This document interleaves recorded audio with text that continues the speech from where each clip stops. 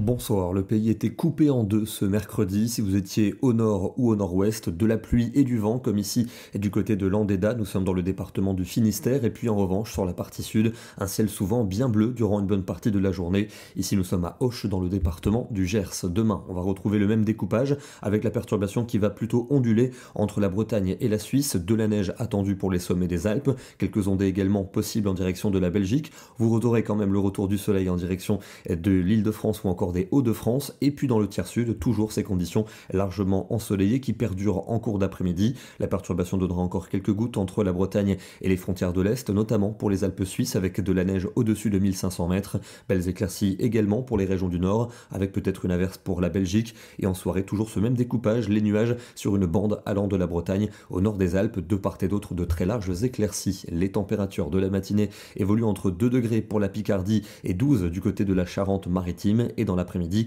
gros contraste avec au nord de la Loire des températures bien fraîches, en général 7 à 10 degrés, mais dans la moitié sud il fera très doux avec des maximales qui vont atteindre entre 15 et 19 degrés de l'Aquitaine jusqu'à la Méditerranée. Vendredi, les hautes pressions s'affirment avec un temps ensoleillé quasiment partout. Localement, les nuages bas pourront se montrer tenaces, notamment vers les vallées du centre-est ou encore pour la Suisse et la plaine d'Alsace. Notez le débordement de quelques gouttes pour la pointe de la Bretagne et pour la Corse. Les températures seront froides le matin dans le nord-est avec de nombreuses gelées. Pour l'après-midi, elles seront très contrastées, à nouveau bien fraîches pour la partie nord, mais très douces au sud, jusqu'à 22 attendus sur la côte basque. Samedi, le soleil perdure sur les trois quarts du pays, sauf au nord-ouest avec beaucoup de grisailles. On aura à nouveau quelques nuages bas tenaces vers le Val-de-Saône ou encore la plaine d'Alsace. Des nuages qui vont également remonter sur PACA avec peut-être quelques ondées pour la côte d'Azur. Les températures restent à nouveau froides pour le nord-est le matin, avec des gelées très étendues. Dans l'après-midi, elles peinent à remonter dans ces régions, alors que ça reste doux plus au sud, jusqu'à 19 à nouveau pour le Pays Basque. Dimanche, toujours du soleil pour les trois quarts du pays,